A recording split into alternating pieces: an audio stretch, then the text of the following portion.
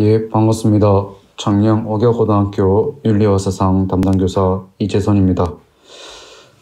학기 중인데 이렇게 주말 저녁에 일요일에 집에 있으니까 참 좋지 않습니까? 예, 선생님이 영상 촬영하고 있는 시간이 일요일 저녁 한 8시 반 정도 되는데 아마 3학년 선배들은 마지막 일요일 아닌가, 예, 이렇게 생각을 해봅니다.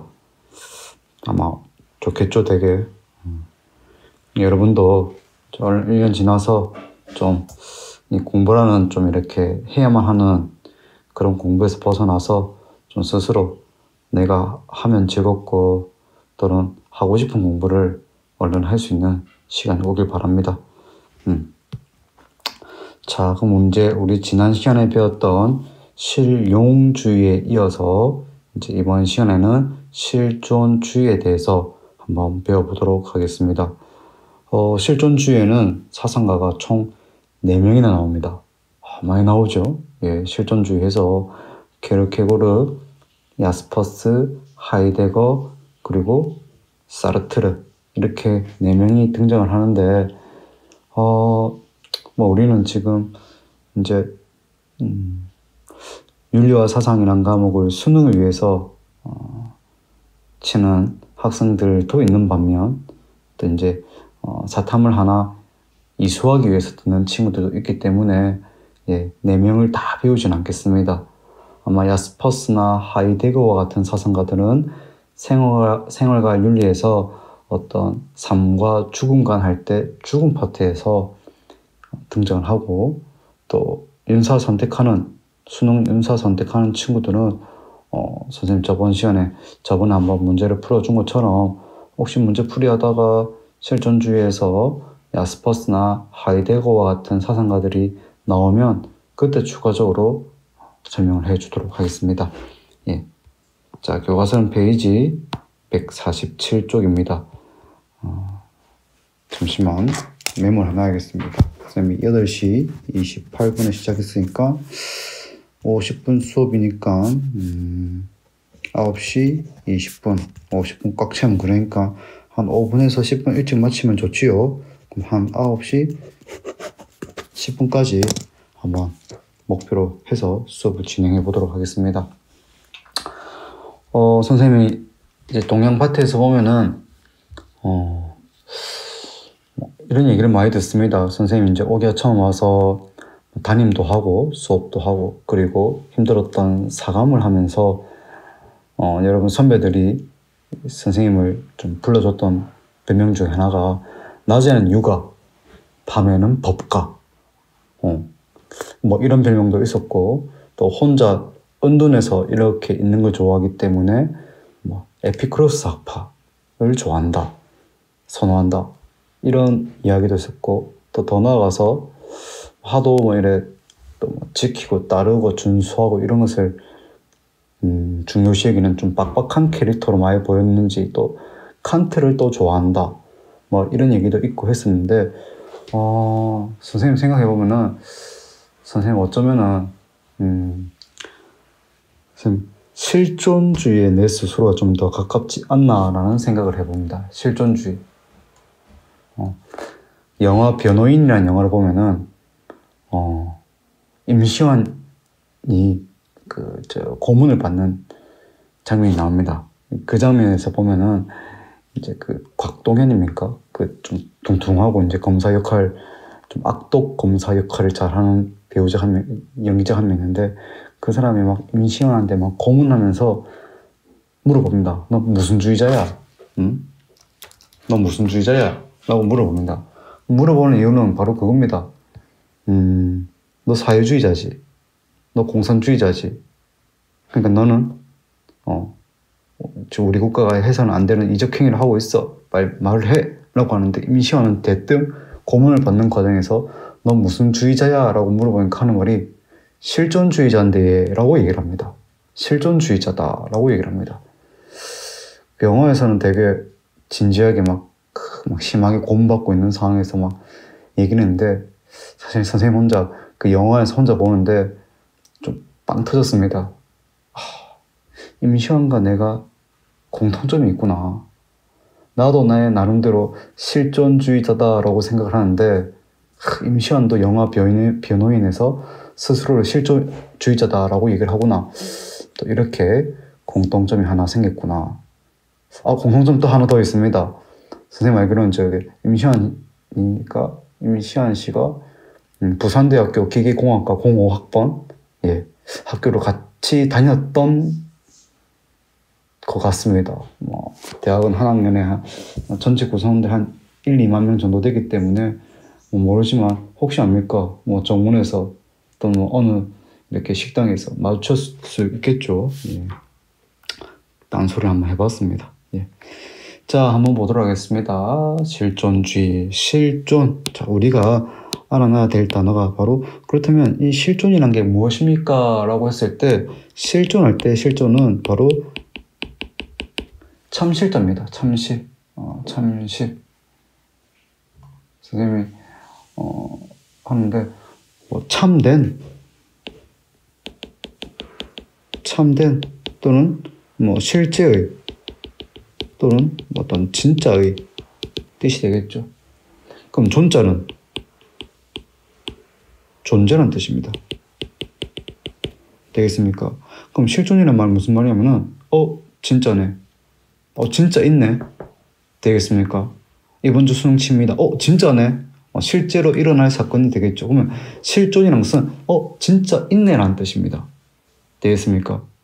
자, 그래서 실존이란 말이 어려울 것 같아서 우리 그 교과서에서 한 번 더 설명하고 있습니다. 실존이라는 것은 지금 여기 있는 그대로의 인간의 모습입니다. 진짜 있네 라고 기억하면 되는 것입니다. 되겠습니까? 자, 그럼 이제 우리 필기노트를 한번 볼까? 우리 필기노트 보면은 이렇게 나와 있습니다. 실존주의의 등장 배경에 대해서 얘기를 하고 있습니다. 자, 선생님은 저번 실용주의 시간에 얘기를 했지만 실존주의나 실용주의는 어느 윤리에 해당이 된다라고 얘기했습니까? 현대 윤리 파트에 해당이 된다라고 얘기를 했지요. 원래 윤리학 사상에 현대 윤리 파트에 실용주의, 실존주의, 그리고 덕윤리, 현대 덕윤리, 배려윤리 또는 담론윤리 이런 식으로 여러 가지가 있었는데 이러한 여러 가지 윤리 사상들은 전부 생활과 윤리 파트로 다 빠졌습니다. 그래서 윤리와 사상에서 남아있는 현대 윤리는 크게 두 가지, 바로 실존주의와 실용주의 두 가지가 남아있는 것입니다. 자, 그럼 근대 이전은 어느 시기가 되겠습니까? 근대가 되겠죠. 자, 근대 윤리의 특징은 바로 인간의 이성을 중요시하기죠. 대표적인 사상은 누가 있었습니까? 함리론 또는 칸트가 이러한 인간의 이성을 강조했지요. 되겠습니까? 그러면 이런 인간의 이성은 언제부터 가지고 있다는 것입니까? 선천적으로 진리는 인간의 특성이라는 것입니다. 언제부터? 태어날 때부터 선천적으로 지니는 인간만의 특성이라는 것입니다. 그러면 이것은 어떤 성격을 가지고 있겠습니까? 정해져 있죠. 정해져 있기 때문에 본질이라고 얘기를 한 것입니다. 되겠습니까? 그러니까 인간은 이미 고정되어 있다는 것이죠. 자, 우리 교과서 한번 볼까? 자, 인간에게 고정된 본질이 있다거나 자신의 본질을 실현해야 된다는 생각, 이것이 어느 시기의 입장이라는 것입니까? 바로 근대의 이성 중심 또는 합리론의 관점이라는 것입니다. 인간은 이렇게 돼야 돼, 인간은 이래야만 해 라는 관점이라는 것이죠. 되겠습니까? 가장 대표적인 사상가가 칸트이기도 하죠. 인간은 이성적 존재이다. 그렇기 때문에 우리가 가지고 있는 이성적 사유를 잘 발휘해야 된다. 그래서 여기서 나와 있는 단어가 바로 본질입니다. 본질이라는 것은 인간에게 고정된 본질이 있다. 본질이라는 것은 인간이 원래부터 가지고 있는 것입니다. 서양의 대표적인 본질주의자. 아마 여러분들 중에 사범대나 교대 간 학생들은 아마 듣게 될 것인데 본질주의가 있습니다. 뭐냐면 태어날 때부터 이미 정해져 있다는 것입니다. 뭐가?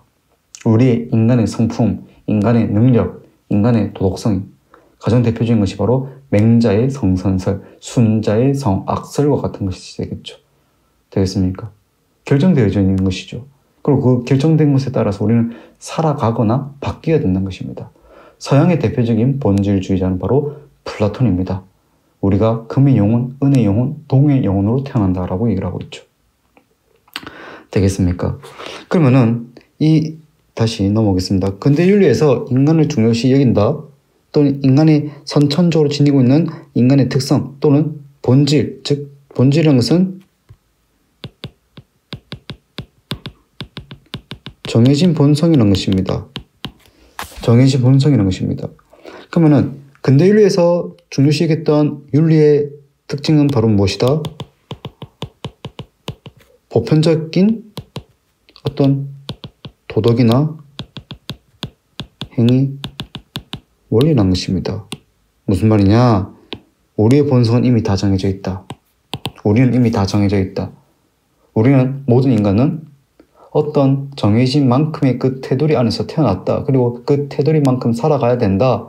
그렇기 때문에 우리에게 적용될 공통적인 윤리들이 있다는 것입니다. 되겠습니까? 그렇기 때문에 이것이 yes야 하면 우리 모두가 어떻게 행동해야 된다? yes를 해야 됩니다. 이건 해서는 안 돼. no 하면 우리 모두 no 해야 된다는 것이죠. 근데 이것에 대해서 반박을 합니다. 누가? 어떤 사상가가? 바로 현대 윤리에서 실존주의에서 이것을 반박하는 것입니다. 어떻게 반박한다? 왜 우리 모두가 똑같이 따라야 될 똑같은 길이 있단 말이냐? 어떤 정해져 있는 하나의 원리가 아니라 각자가 원하는 것을 따라서 살아가면 안 될까라고 얘기를 한 것이죠. 무슨 말이냐? 근대 윤리는 국밥집입니다. 국밥집. 근대 윤리는 국밥집입니다. 그럼 국밥집에 가서 우리가 먹을 수 있는 메뉴는 뭐밖에 없습니까? 국밥밖에 없죠. 국밥집에 간다는 것은 우리가 이미 국밥이라는 보편적인 메뉴를 하나 시켜서 먹을 수밖에 없다는 것입니다. 그런데 실존주의는 뷔페입니다. 뷔페라고 하더라고. 뷔페 또는 뷔페라고 합니다. 왜? 가서 정해지는 것을 먹는 것이 아니죠. 수많은 메뉴 중에 어떤 메뉴를 먹으면 되는 것입니까? 내가 먹고 싶은 것을 선택해서 먹으면 된다는 것입니다. 누가 어떻게 뭐든 뭘 가져와서 꼭 어떤 순서를 지켜가면서 먹어야 된다는 게 있겠습니까? 없죠. 가서 내가 면을 좋아한다. 면만 퍼먹으면 됩니다. 내가 고기를 좋아한다. 고기만 떠먹으면 됩니다. 요새는 뷔페들이 좋아갖고 고기도 구워주더라고. 그러면 그걸 몇 접시 그것만 먹어도 됩니다.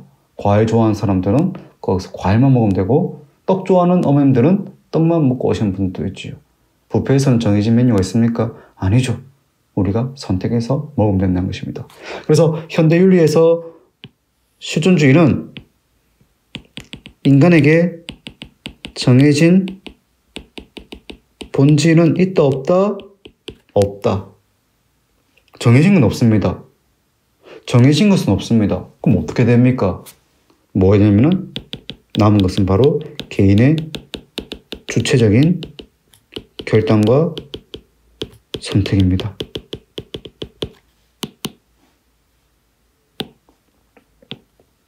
자, 선생님 근대윤리는 뭐라고 했습니까? 국밥집이라고 했죠. 그래서 국밥집 가갖고 사장님 여기 낙지볶음 주세요 하면은 말이 됩니까? 안 됩니까? 안 되죠. 나가라죠. 왜? 여기는 국밥집이라고 하는 이미 정해진 메뉴가 있는 곳입니다. 그럼 우리가 가서 먹을 수 있는 메뉴는 본질이란다. 국밥밖에 없다는 것이죠. 하지만 현대윤리는 어디라고 했다? 국밥집이 아니라 뷔페입니다. 뷔페입니다. 정해져 있는 메뉴가 있다 없다? 가져와서 순서대로 먹어야 될 메뉴가 있다 없다? 없다는 것입니다. 어떻게 하면 된다는 것입니까? 바로 내가 먹고 싶은 것을 내 마음대로 선택해서 먹으면 된다는 것입니다. 이 말이 있는지 우리 교과서에서 한번 보도록 하겠습니다. 자, 실존주의는 인간의 본질을 이성에서 찾던 기존의 사상, 이게 무엇입니까? 국밥집 사상? 바로 근대 윤리의 특징이죠. 달리 개인의 자유와 책임과 주체적 결단, 실존주의에서 가장 좋아하는 것이 바로 주체적 결단입니다. 내 스스로 여러분들 집에서 어머니께 많이 하는 말 바로 네 알아서 할게 라는 것입니다. 되겠습니까? 계속 보겠습니다. 자, 그래서 실존이란 본질이란 것은 무엇입니까? 이미 정해져 있는 것이라 했습니다.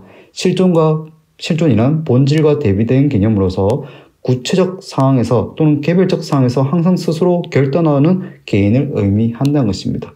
구체적이고 개별적인 상황에서 개인이 항상 스스로 결단 내리고 결정하는 것입니다. 무엇을 가지고? 주체성을 가지고.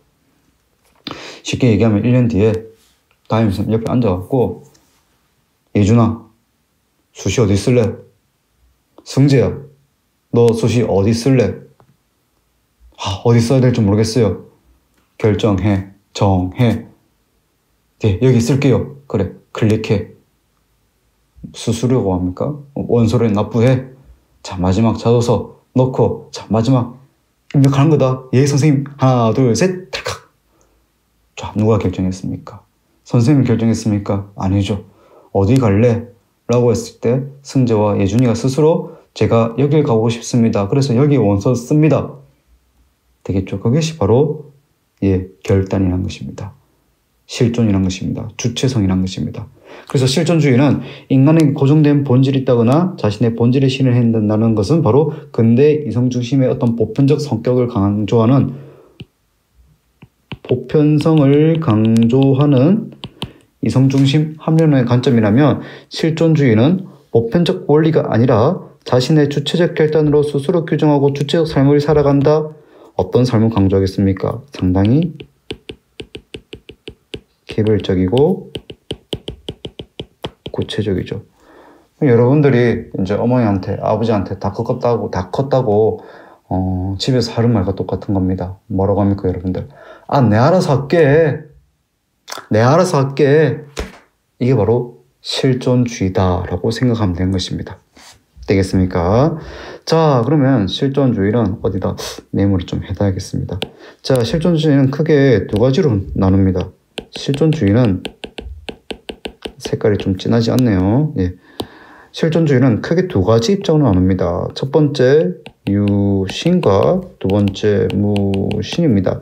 자, 유신이라는 것은 신이 있다는 것입니다.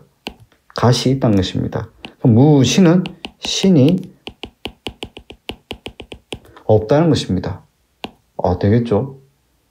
유신론적 실존주의는 신이 존재하는 관점에서 실존주의에 접근한 것이고, 무신론적 실존주의에서는 신이 없다는 측면에서 인간의 실존에 대해서 얘기하려고 하는 것입니다. 그러면 유신론적 실존주의는 첫 번째 덴마크인가 스웨덴인가 이쪽의 사람인데 키르케고르, 예전 교과서에서는 키에르케고르 이렇게 했는데 이제는 키르케고르라고 하네요. 그리고 신학자기도 한 야스퍼스. 두 번째는 독일을 대표하는 사상가이기도 한 하이데거와 그리고 사르트르라는 사람이 있습니다. 그럼 여기서 우리가 4명이 언급되는데 여기서 4명 중에 선생님 2명만 배운다고 했죠. 첫 번째 키르케고르와 두 번째 사르트르에 대해서 한번 배워보도록 하겠습니다.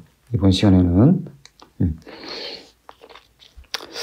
자, 키르케고르의 실존주의자는 무엇이 인정하는 관점입니까? 신이 있는 관점입니다. 실존주의의 선구자인 키르케고르는 실존적 상황에서 오직 주체성만이 답을 줄 수 있다. 그래서 주체성이 곧 진리다라고 얘기를 한 것이죠. 내가 선택하는 것이 곧 진리다. 진리는 주관적이다. 내가 가는 길이 곧 진리다라는 것입니다. 키르케고르에 따르면 인간은 실존적 상황, 여기서 의미하는 실존적 상황이라는 것은 어떤 무언가를 결정해야 되는 상황입니다.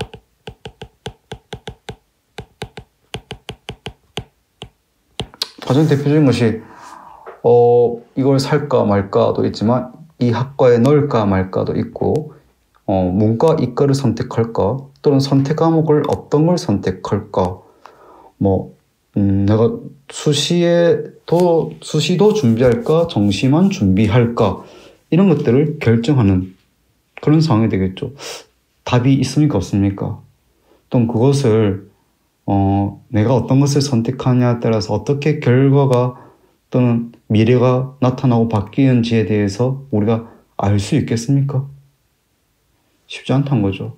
아마 여러분들의 가장 최근에 결정했던 것은 아마 선택 과목도 있겠지만은, 내가 집 근처에 있는 일반계 고등학교로 갈까? 아니면 기숙사가 있는 창녕 옥야 고등학교로 갈까? 아니면은 내륙에 있는 창녕 옥야 고등학교에 갈까? 아니면 바닷가 쪽에 있다는 남해 B 학교에 갈까? 이런 것들이 전부 다 실존적 상황인 것입니다. 피할 수 없는 거죠. 왜? 정해져 있는, 언제까지 결정해야 된다는 날짜가 정해져 있기 때문에. 그래서 피할 수 없는 선택에서 우리는 늘 불안을 느낍니다. 그래서 물어보죠. 엄마 어떻게 할까? 아빠 어떻게 할까? 그럼 엄마 아빠 뭐라고 합니까? 네 알아서 해라. 이게 바로 실존적 권유입니다. 어기하고 가라. 남의 B 학교 가라. 라고 정해준 것이 아니라 너 알아서 해라. 이게 바로 피할 수 없는 선택의 상황인 것이죠. 그래서 이런 표현을 씁니다. 이것이냐 저것이냐, 짜장이냐 짬뽕이냐, 부먹이냐 찍먹이냐, 돼지갈비냐 소고기냐 이런 식으로 있죠. 물냉이냐 비냉이냐 이런 것들. 그래서 어떤 하나를 선택해야 되는 그런 것들이 어떤 그 실존의 순간이라고 실존주의자들은 얘기를 한 것입니다. 그리고 그 선택의 순간에 누가 있던 것입니까? 나 혼자 있던 것입니다. 되겠죠? 계속 보겠습니다. 내가 무언가를 선택해야 되는 선택의 갈림길에서 그래 결심했어 나는 이것이냐 저것이냐라는 것을 선택해야 되는 상황에서 주체적 결단을 회피합니다. 주체적 결단을 회피한다는 것은 내가 결정을 못하겠다. 나는 못하겠다. 그래서 선생님이 예전에 고3 담임할 때 원서를 쓰다 보니까 이렇게 얘기합니다. 선생님 저 어디 써야 될지 모르겠어요. 어떻게 해야 될지 모르겠어요. 여기 넣어도 떨어질 것 같고 여기 넣어도 떨어질 것 같아요. 여기는 저랑 잘 안 맞을 것 같아요. 여기는 뭐 하는 데인지 모르겠어요. 수시가 아니라 정시때였습니다. 정시때. 그래서 어떻게 했냐면 내가 뭘 골라줄 수 없다. 이것은 너의 선택을 해야 되는 미래고 또 그 선택에 따라서 어떤 결과도 나올 수 있기 때문에 선생님이 이걸 결정 지어주기 참 어려운 내용이다니까 이 친구는 어떤 결정했냐면은 엄마한테 전화해서 엄마가 골라준 곳으로 가겠다는 것을 결정했습니다. 그리고 엄마한테 전화하니까 엄마 나 이거 어떻게 골라야 될 것 같아? 라니까 어머니의 대답은 이거였습니다. 너 알아서 해. 그러면 그 상황에서 그 학생의 표정이 밝았을까 어두웠을까? 죽으려고 하더라고. 절망에 빠졌습니다. 내가 이걸 골라야 돼? 이것이냐 저것이냐 어떤 A 학과냐 B 학과냐 하는 것을 선택해야 되는 상황에서 내가 내려야 될 이 주체적 결단을 회피한다면 나는 여기 있는 사람처럼 고민의 순간에 빠지게 된다는 것입니다. 플러스입니까 마이너스입니까? 마이너스죠. 그래서 이 마이너스를 기록해고는 죽음에 이르는 병이나 마찬가지다라고 얘기를 합니다. 되겠습니까?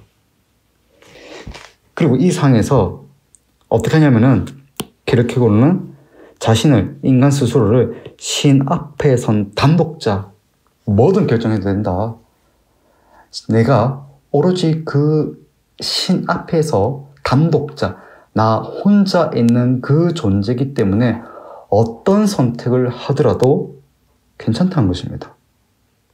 그래서 내가 신에 의해서 창조된 존재이기 때문에 신을 믿는 것이 아니라 내 스스로가 신을 믿고 따르겠다는 결단을 할 때 난 어떤 것을 선택할 수 있다는 것입니다. 어떤 것을 믿고 스스로 결정할 수 있고 선택할 수 있기 때문에 불안과 절망을 극복하고 참된 실존에 이를 수 있다라고 얘기를 한 것입니다. 되겠습니까? 자, 쉽게 얘기해 보겠습니다.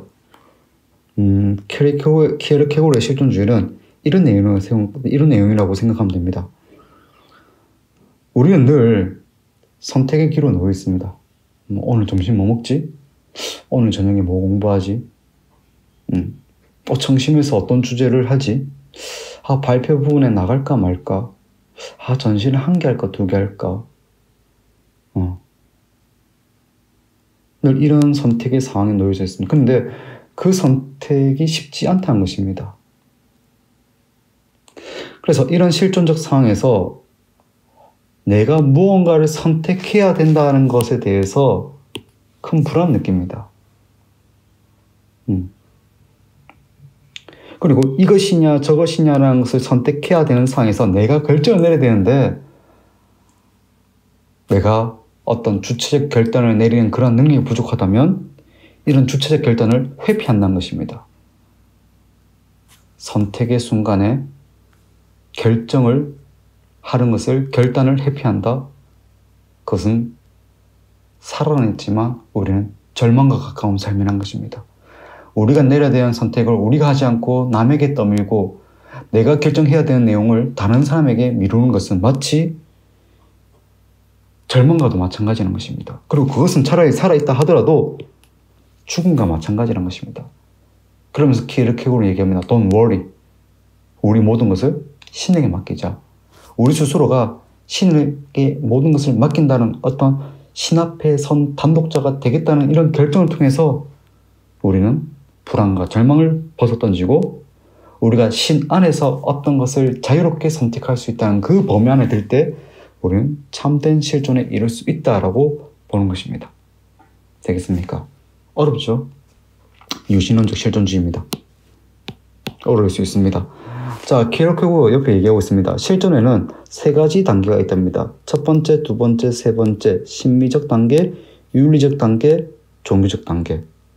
첫 번째, 심미적 단계에서 인간은 쾌락을 즐기지만 허전함을 느끼고 절망에 이르게 된다. 즉 무슨 말이냐면은 우리 필기노트 보도록 하겠습니다.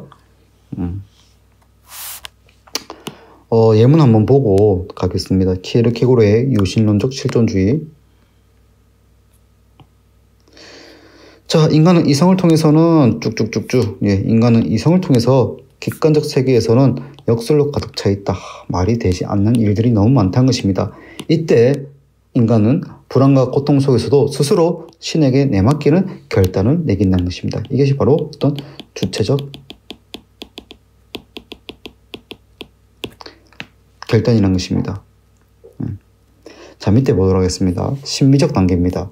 심미적 단계라는 것은 무슨 말이냐면 심미, 즉 육체적 쾌락과 만족을 추구하는 단계라는 것입니다.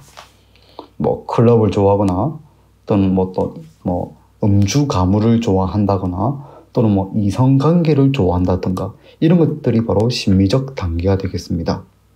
무엇을 추구하는 것이겠습니까? 쾌락이 제일 좋아. 선생님이 좀 들으면 기분 좋은 노래 중에 하나가 뽀로로의 노는 게 제일 좋아. 동의합니다. 자, 그런데 한번 생각해 봅시다. 우리가 마음껏 먹으라 하면서 쿠쿠를 갑니다. 배가 고픈 상태에서. 쿠쿠 들어갈 때 어떤 기분으로 들어갑니까? 이야, 내가 진짜 배 터지게 한번 먹어보자 라는 마음으로 쿠쿠를 갑니다. 그리고 맛있는 걸 먹었습니다. 근데 너무 많이 먹었습니다. 내가 여기서 본전을 뽑아야겠다는 생각으로 5만 회를 다 먹었습니다. 디저트도 다 먹고 정말 많이 먹었습니다. 정말 많이 먹은 결과는 어떤 것이 있겠습니까? 포만감도 있을 수 있겠지만은 더부룩함도 있죠. 체하거나 소화불량이 될 수도 있다는 것입니다. 즉, 이런 쾌락은 무엇으로 이어질 수 있다는 것입니까? 고통으로 이어질 수 있다는 것입니다. 되겠습니까? 쾌락은 고통과 연결된다라고 대부분의 사상가들은 봅니다. 즉, 우리가 추구하는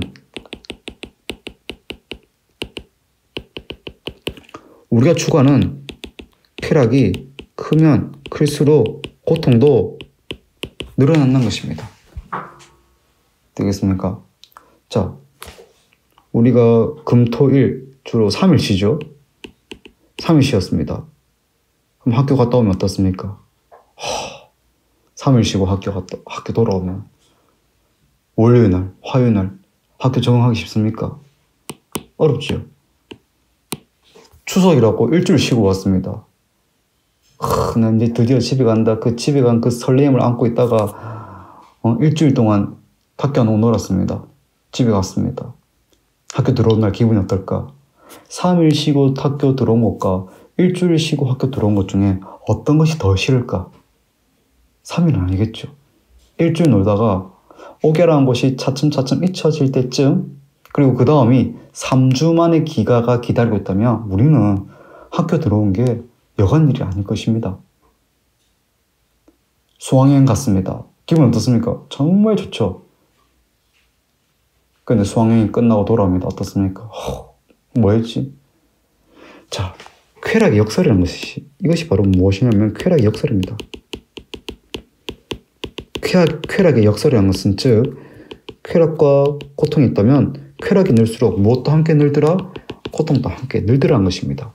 그래서 심리적 단계에서 무엇을 누리는 만큼 쾌락을 추구하고 누리는 만큼 무엇도 빠지게 되더라? 쾌락에 상하는 절망도 빠지게 되더라라는 것입니다. 그리고 우리는 선택을 합니다.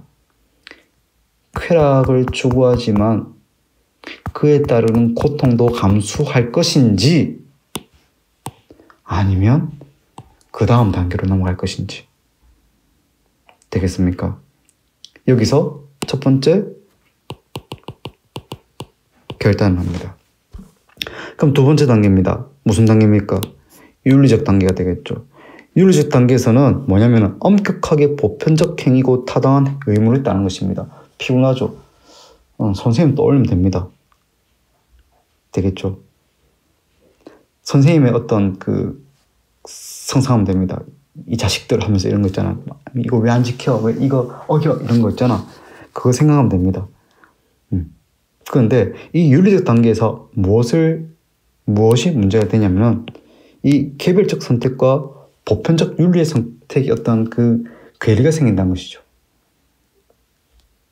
내가 옳다고 생각한 것이 어떤 이 세상에서는 잘못된 것일 수도 있다는 것이죠.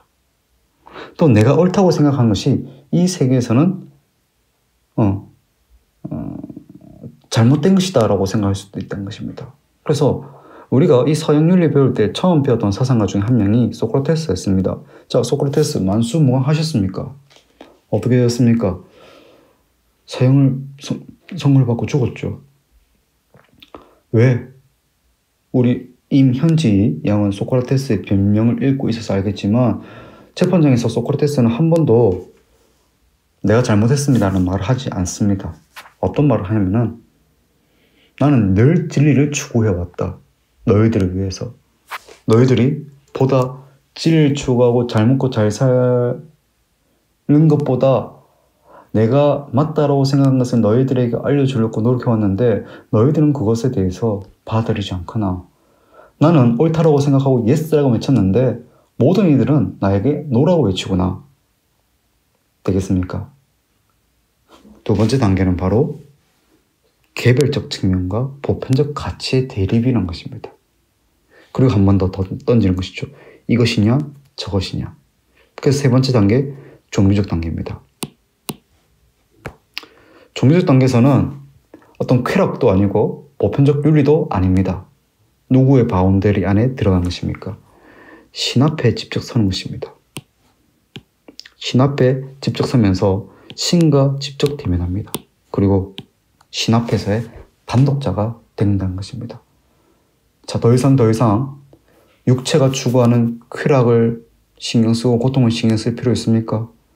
더 이상 다른 사람의 눈치를 보면서 내가 옳다라고 생각된 것을 주장하지 못하는 그런 상황에 놓일 필요가 있습니까? 아니라는 것이죠. 바로 신 앞에서 어떤 단독자가 된다는 것입니다. 되겠습니까? 그리고 그 단독자이기 때문에 바로 내가 스스로 선택하는 주체성이 곧 진리이다 라고 얘기를 한 것입니다. 참 온라인으로 이렇게 기하르키고를 설명하는 게 참 어려움이 있는 것 같습니다.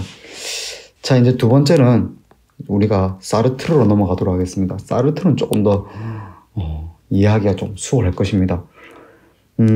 사르트르는 이렇게 얘기합니다. 사르트르는 실존은 본질에 앞선다라고 주장합니다.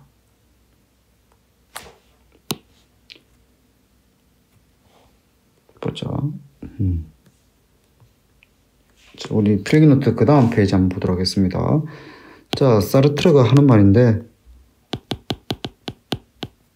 사르트르는 이렇게 얘기를 합니다. 사물은 이미 어떤 본질이 정해져 있습니다. 그죠? 마우스는 왜 있습니까? 어떤 마우스 포인트, 컴퓨터를 작동시키기 위해서죠. 망치는 왜 있습니까? 못을 만들기 위해서. 어떤 사람이 있습니다. 어떤 사람이 생각하죠.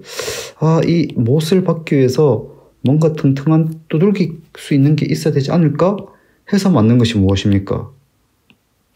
망치가 되겠죠. 그 망치라는 실제 존재가 먼저입니까? 아니면 망치가 필요해서 만들어야겠다라는 이런 망치에 대한 어떤 아이디어가 먼저입니까? 이게 먼저죠. 이건 두 번째입니다. 그러면 망치가 있기 이전에 이런 망치를 만들어야겠다라고 생각하고 아이디어 한 것이 바로 무엇이 되겠습니까? 본질이 되겠죠.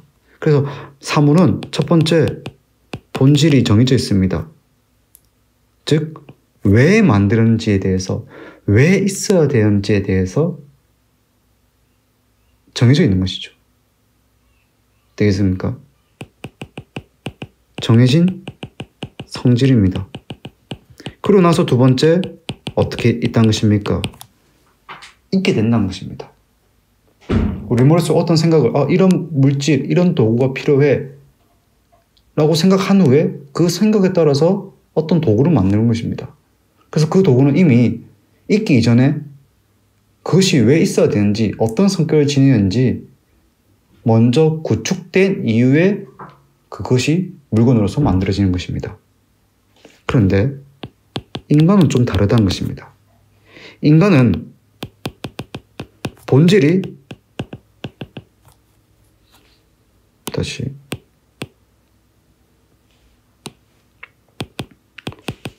본질을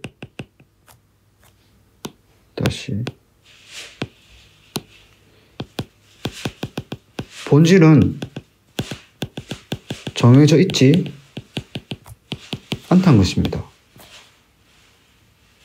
누군가에 의해서 정해진 것이 없다는 것입니다. 그러면 우리의 본질을 정해져 주는 존재는 누구란 것입니까? 즉, 우리의 어떤 성질이나 본질을 정해준다고 보는 신은 존재하지 않습니다.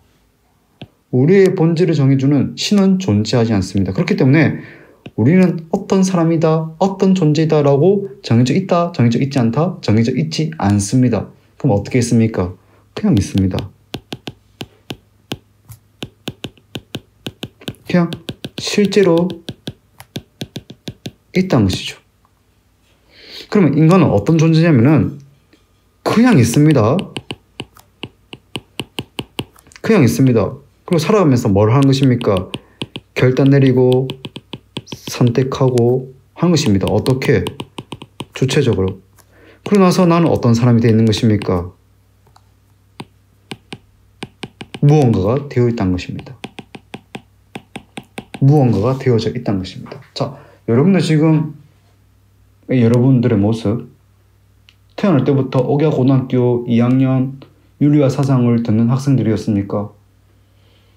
태어나서 초등학교로 갔고 중학교로 갔고 옥야 고등학교를 선택했고 문과를 선택했고 윤리와 사상을 선택했고 수업을 듣고 있다는 것입니다. 그럼 지금의 여러분들의 모습은 태어날 때부터 이미 본질로서 정해져 있는 것이 아니라 여러분들이 끊임없이 선택하고 결단 내렸기 때문에 지금의 여러분들의 모습으로 있다는 것입니다. 그렇다면 2년 뒤, 3년 뒤에는 여러분들은 어떤 모습을 입겠습니까? 모르죠. 내가 어찌합니까? 여러분들이 2년 뒤, 3년 뒤 어떤 모습이 있을지는 여러분도 모르고 나도 모릅니다. 왜?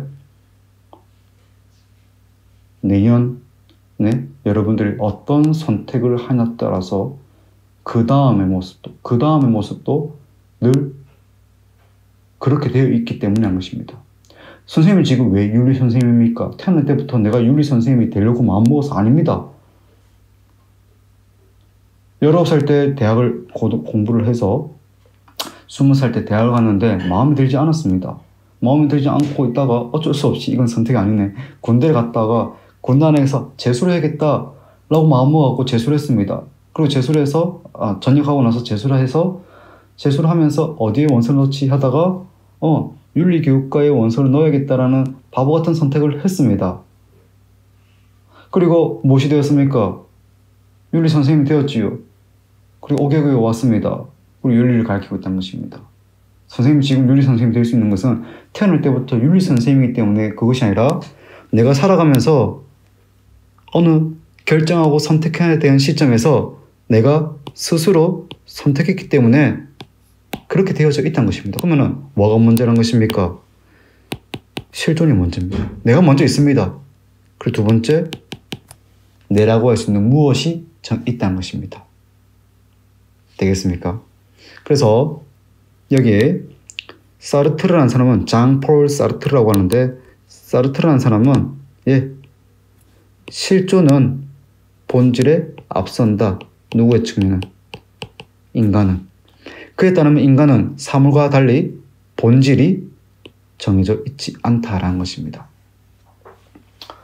여러분도 혹시 새 얼간이라는 영화 봤습니까?